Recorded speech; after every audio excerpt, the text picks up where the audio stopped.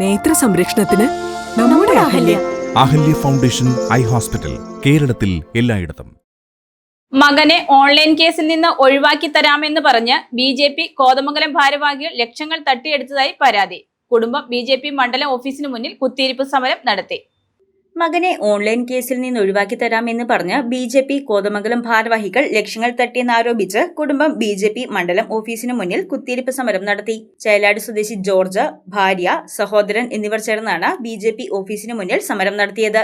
Online ട്രേഡിംഗിലൂടെ മകന് ലഭിച്ച പണവുമായി ബന്ധപ്പെട്ട കേസിൽ നിന്ന് ഒഴിവാക്കി തരാമെന്ന് പറഞ്ഞ് കഴിഞ്ഞ ജൂൺ മുതൽ നവംബർ വരെ 10,50,000 രൂപയാണ് BJP കോതമംഗലം ഭാരവാഹികൾ വാങ്ങിയതെന്നും, എന്നാൽ പണം വാങ്ങിയതല്ലാതെ മണ്ഡലം ജനറൽ സെക്രട്ടറി ഉൾപ്പെടെ കേസിൽ യാതൊരു ഇടപെടലും നടത്തിയിട്ടില്ലെന്നും ജോർജ് പറഞ്ഞു. ഞാൻ കഴിഞ്ഞ ജൂൺ മാസമാണ് ഇവിടെ ഓഫീസിൽ വന്ന് മണ്ഡലം ജനറൽ സെക്രട്ടറി ആയിട്ടുള്ള ഉണ്ണികൃഷ്ണൻ ചേട്ടനെയാണ് കണ്ടത്. ഉണ്ണികൃഷ്ണൻ ചേട്ടനെ കണ്ടു. ഈ കാര്യങ്ങളെല്ലാം പറഞ്ഞു കഴിഞ്ഞപ്പോൾ അദ്ദേഹത്തിന് എനിക്ക് തന്നിട്ടുള്ള ഫോൺ നമ്പർ, ഈ പോലീസ് ഉദ്യോഗസ്ഥന്റെ ഫോൺ നമ്പറിൽ അദ്ദേഹം നേരിട്ട് വിളിച്ചു കഴിഞ്ഞ് ഈ പരാതിയുമായി ബന്ധപ്പെട്ടുള്ള കാര്യങ്ങൾ അദ്ദേഹം മനസ്സിലാക്കി കഴിഞ്ഞിട്ട് വൈകിട്ട് വീട്ടിലേക്ക് വരാമെന്ന് പറഞ്ഞ് അന്ന് വൈകിട്ട് എൻ്റെ സഹോദരന്റെ വീട്ടിലേക്ക് വന്നു. ഞങ്ങള് അവിടെ ഇരുന്ന് സംസാരിക്കുമ്പോഴാണ് ഈ സുനീഷ് എന്ന് പറഞ്ഞ ഒരാളെയും കൂട്ടിക്കൊണ്ടാണ് ഈ ഉണ്ണിച്ചേട്ടൻ വന്നത്. അപ്പൊ കുറച്ച് കാര്യങ്ങളെല്ലാം ഞങ്ങളോട്, ഞാനും എൻ്റെ മകനും ഇവരുടെ വീട്ടിൽ ചെന്നു.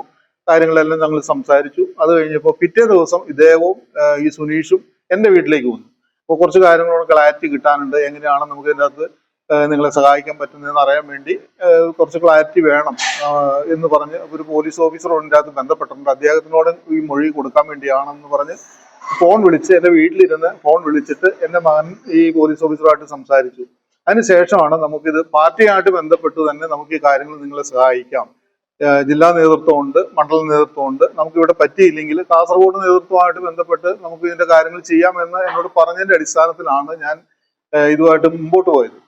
അപ്പൊ ഈ പോലീസ് ഓഫീസർ പറയുന്ന അനുസരിച്ച് നമുക്ക് ഓരോ കേസിന്റെ കാര്യങ്ങൾക്കായി ഇവർക്ക് കൊടുക്കേണ്ടുന്ന പൈസ എന്ന നിലയിൽ കഴിഞ്ഞ ജൂൺ മുതൽ ഈ നവംബർ വരെയുള്ള കാലയളവിൽ എൻ്റെ കയ്യിൽ നിന്ന് 10,50,800 രൂപ ഈ പോലീസ് ഓഫീസർ പറഞ്ഞതിന് പ്രകാരം ഗൂഗിൾ പേ ആയിട്ടും നേരിട്ട് ക്യാഷ് ആയിട്ടും ബാങ്ക്, അതായത് സുനീഷിന്റെ ബാങ്ക് അക്കൗണ്ടിലേക്ക്, ഫെഡറൽ ബാങ്കിലെ അക്കൗണ്ടിലേക്കും ഞാൻ ട്രാൻസ്ഫർ ചെയ്തിട്ടുള്ളതാണ്.